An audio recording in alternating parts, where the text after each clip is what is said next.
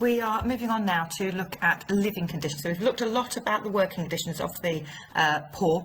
Now we're going to be looking at what their life would be like at home as well, to see if that was any better. So first of all, there's a couple of starters for you to have a go at. Firstly, I want you to think about what 5 things, if you didn't have 5 things in your house, what would make your house unhealthy if you didn't have them. Okay, so we're talking things like, you know, toilets and drainage and that sort of thing. So very quickly, write down 5 things that you wouldn't have, if you didn't have, sorry, in your house, it would make them unhealthy, and then just share them very quickly amongst yourselves as a group. All right, pause the video, all right, and then we'll start it again once you've done that. And the second start I want you to do is I'm going to show you some sources. All right, for each of these sources, I want you to write down 1, 2 maximum problems that you see in the picture. So I don't want you to write masses for each one, just look at it, gut instinct, what do you think is wrong with the picture? All right, so put problems with the living conditions, okay, in like a spider diagram, all right, and then I'm going to show you the pictures I want you to use. All right, so I'll go through each picture, then I'm going to go back, and then we're going to talk about what the problems might be. So you've got picture 1.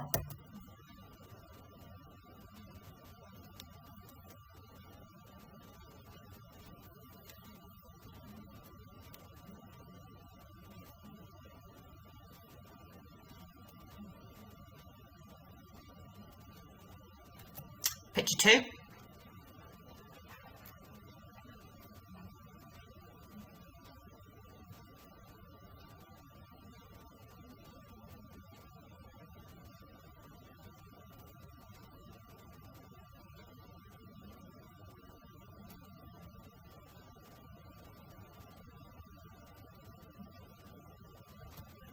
Picture 3.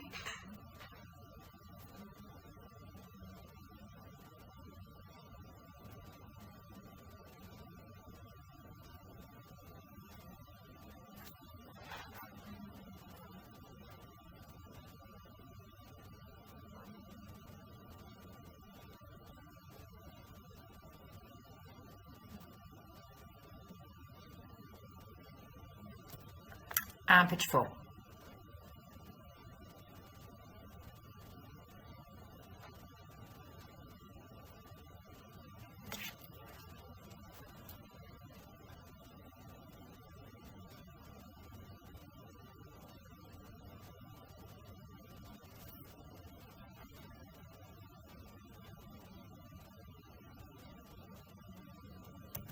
So let's go back to the beginning.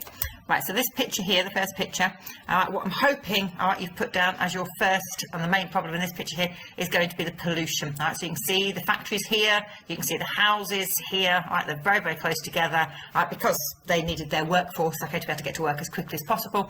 So all this pollution in the air, all right, is going to be harmful, okay, for people to breathe it in because they work so close to the factories. The key problem, all right, in this picture here is going to be your overcrowding. All right, so you can see here we've got houses that are 2, 3, potentially 4 stories high.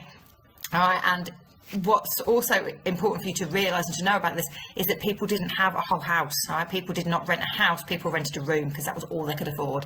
So if you've got, you know, several floors and each room has got a whole family, and you can imagine, okay, we've got hundreds and hundreds of people, okay, who live in just these few buildings here. Right? There's no health and safety like nowadays. If there's any kind of fire, etc., there's no way these people, okay, are all going to be getting out alive.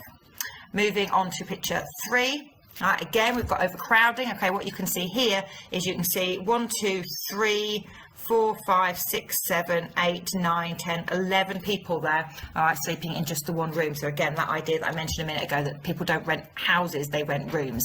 So this room's used for everything. All right, got a fire here, so that's where they'll do their cooking. Okay, where they'll heat up their water, where they'll do their washing, their bathing, all right, everything. On the walls, okay, it looks a bit like we've probably got kind of wallpaper coming off, or we've got mold appearing on the walls, because again, you've got damp, all right, in the room, because you're heating things up in a cold room. All right, it's going to create these damp spots. Okay, so it's very, very unhygienic, very, very unhealthy. What shocks me most about this picture, though, is this bit here. All right, we've got what looks to be a mother, all right, caring for a child. Okay, that child looks very ill, potentially. Okay, that child is dying if that child hasn't died. What's shocking is not the child itself, right? Because we know, okay, conditions were really, really bad, okay, particularly in the factories. It could be an accident, it could be the dust from the factories. What is shocking about this picture is what you can see here, all right? The rest of the family, all right, and we'll be talking brothers, sisters, okay, they're sleeping, okay, while this is going on, all right? Not because they're callous, not because they don't care, not because they don't love their brother or sister, but simply because for them, life goes on the next day. They don't have the luxury that we would have in a situation like this to be able to grieve, okay, to be able to have time, okay, to be sad, okay. They have to get up the next morning at 5, 6 o'clock in the morning to go and do their full day's work in the factory, or money doesn't come in, and then the whole family are in the problem of not having enough food, and therefore we're going to look at more children in the same situation, okay. So all right, it's very, very upsetting that for these people, all right, despite the fact that potentially, okay, that is a brother or sister, okay, they have to just get on with life as normal. And then the last picture, right, might be surprised by this. This picture, okay, is taken as late, okay, as the 1940s, 1950s. Okay, so not so very long ago, after the Second World War, and also not very far away from here. Okay, that's a court in Leeds. Okay, a courtyard in Leeds. What's shocking about this picture, right? You saw it in one of the previous pictures. If I go back, right here, right, going down the middle of the road, right, it's not as clear on that picture. But on this picture, it's a lot clearer. What do you think this is running down the middle here? All right, and the answer is it's a sewer, an open sewer. All right, slight improvement on the last picture. The last picture was just mud. Okay, so all the sewage, okay, all the waste, okay, could seep into the ground. This one, okay, is half a clay pipe. Okay, so at least it's not running into the ground, but it's still going to overflow with rain and, you know, all the rest of it. We can see the people hanging there washing out. Again, we can see the overcrowding. We can see the amount of floors. We can see the lack of health and safety. Okay, so all right, hopefully, all right, you've got some of those ideas around your spider diagram. What I want you to do now is just to look through, okay, the rest, okay, of this PowerPoint. Okay, so having a look through, all right, and reading through all the information, all right, that it mentions. Have a go at some of the questions. Again, all right, read through all the information, all right, to get an idea of exactly what conditions, all right, are like.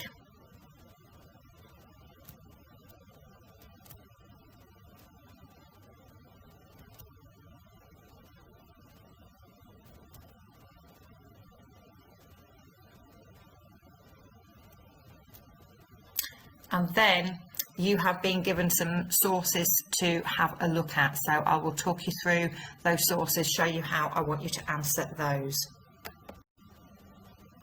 So these are the sources you've been given. All right, so you've got sources A, B, C, D, and E. All right, you'll get some of them done, you might not get all of them done. Now, what I've done at the bottom here is I've given you a model answer. All right, so I want you to copy that one first. All right, that shows you how to answer these kind of questions. All right, remember, always got to back up what you are saying from the source itself. So you've got to directly quote from it, and then I want an explanation. So if we would go back to source A, it asks you what is the, so I'm asking you basically what the problems with these sources. So source A says there is one outside privy, which is the old-fashioned name for a toilet, for a whole street.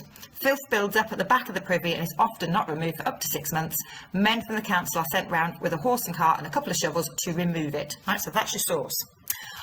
The first thing you have to do is tell me what the problem is, right? And don't overcomplicate this first section, right? So basically, what is source A talking about? Source A saying the toilets are disgusting, right? That's it. That's what your problem is. So, all right, if you go down to the model answer at the bottom, it says here, all right, the problem, source A, is the state of the toilets, right? That's all you need to do. Don't make it more complicated than that.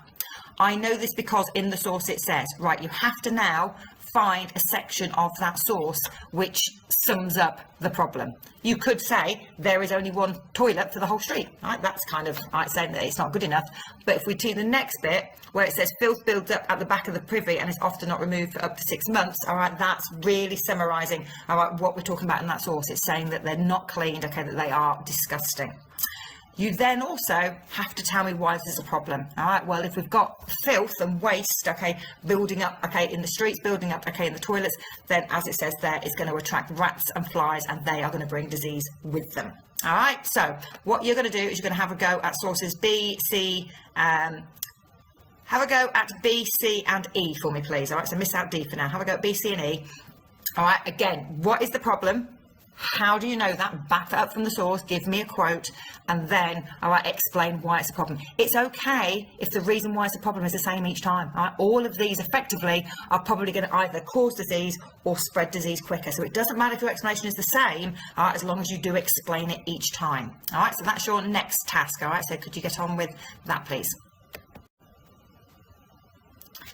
As well as knowing that the conditions are bad, we also need to have some idea of why the conditions are so bad. All right, so normally we spend some time thinking about what these might be, okay, but it'd be easy if I just give you the problems. All right, so I'm going to give you these conditions. I want you to write these down, all right, in your book, again, as a spider diagram, or do it as a bullet point list, it's up to you. So we've got that in the 18th and 19th centuries, anyone who owned land could build whatever they wanted on it, all right, to make a profit. All right, so they could do whatever they wanted.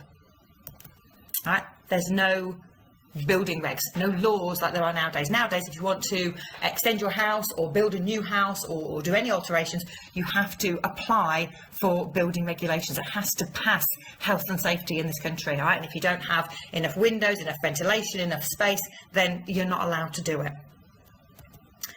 The government in that time period did not believe it was their job. All right, so they had an attitude which we call laissez-faire. So French means leave well alone. All right, so they believe that it is the poor people's fault that they are poor, and it's up to them, okay, to sort it out. So the rich did not want to get involved. The government did not want to take the responsibility for dealing with this. The working class couldn't help themselves. All right, they don't have the vote. Without the vote, you can't have any influence. Okay, you can't make the government do what you want if they don't have to listen to you. And if you haven't got the power to vote them in or vote them out of power, then there is no need for them to listen to you at all. So not having the vote basically meant that the working class were voiceless. Nobody listened to them. Lack of education. People didn't understand that dirty conditions led to disease. Right? They didn't understand that yet. The germ theory has not yet been, developed by this point. And then finally, religion. All right, people in this time period believed that God decided who was rich and who was poor. All right, so therefore to intervene, even if you are trying to help the poor people, you are effectively playing God, and that's something you should not do. So even charities, religion, who nowadays would expect to get involved with helping the poor, not many did in this time period, because again, this religious belief, that you are effectively playing God.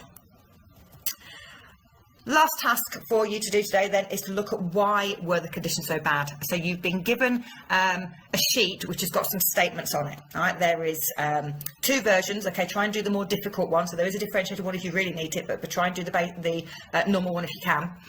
And on the sheet you have got some descriptions of poor housing, so telling you what the housing is like, and you've got some explanations which is saying why the housing was so poor. What I'd like you to do is to colour in the descriptions in one colour. Right, I'd like you to colour in the explanations a second colour. Obviously you're going to need to add a key to the sheet so you know which are the descriptions, which are the explanations. Once you've done that, I want you to have a go at matching some of the descriptions with an explanation and write them up in your book. All right, so have a go at doing the colouring in first, all right, and then I'll match one of the descriptions and explanations up for you to show you, all right, what I mean. So this is the sheet you should be doing. So you're colouring them in, descriptions or explanations. So land and therefore houses was very expensive. Is that telling you what the houses were like, or is it telling you why they were so bad? All right, and it's an explanation. It's because the land was very expensive that the houses were built so small and so cramped together. All right, if we look at the second one, terrace houses that were joined to the one at the back were called back-to-backs. Is that telling you why, or is it telling you what it was like? All right, and again, in this instance, it's simply telling you what it was like. So what I want you to do, once you've matched those up, is I want you to have a go at matching a description to an explanation. All right, trying to find ones that fit together. So we could say, let's pick the one that says, these houses had no drainage. All right, so that's a description. It's telling us they had no drainage. We're now looking for an explanation that would fit with that. All right, we've got two possibilities. We could either put it with the one that it's next to. All right, this is because builders only wanted to make a quick profit. All right, so the builders aren't bothered about putting in drainage because it's all about making money. Or we could match these houses had no drainage, to this is because there were no building regulations to make sure houses were built properly. You didn't have to put drainage in because, again, of course, drainage costs money.